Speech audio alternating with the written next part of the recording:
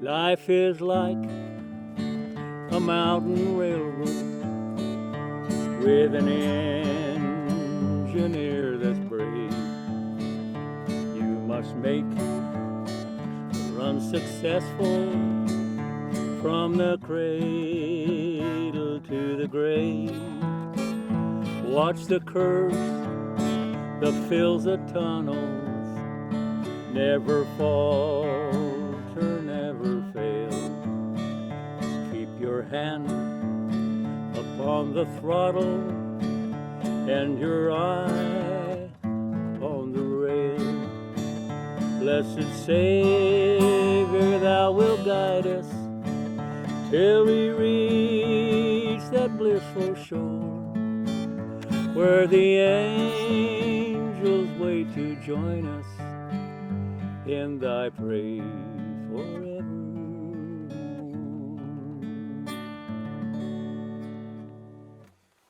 That has a lot to do with the railroad, because Ashland was at the top of the Siskiyou grade, so Mom would take us boys down to the railroad depot on Sunday afternoon after church, and that's when steam power was really big, and the engines were tremendous sizes.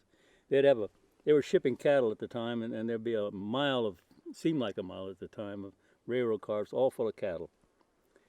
And this engineer would be up in there. You could see him way up there and of course we're little guys. And I'm standing by one of the big driver wheels. We'd get as close as we could to that thing. It was just rumble, the power. You could just feel it just shaking.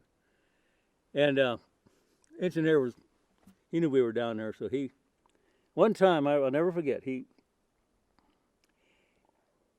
ready to go. It's time for them to leave, and he looked down at us, and we were looking up at him, and he looked down at us, and he shoved that throttle wide open and just spun those. There's so much power, just spun those wheels like that, and backed it off. Dropped some. They had a big tub of silica sand up on the engine. He dropped it on the track, which gave him traction. And then he slowly opened the throttle, and off they went, and he just rumbled, and the power is just unbelievable. So that song always reminds me of that time, those times when we would go down there, and romance went out of the railroad when they went to diesel. There's something about all the articulating parts on a steam engine, and the steam and the whistle. We lived in a canyon, and the tracks come down through that canyon. You could hear that train whistle blowing way off up in the canyon, and it would echo across as the engine would be coming. You could hear it chugging along down there.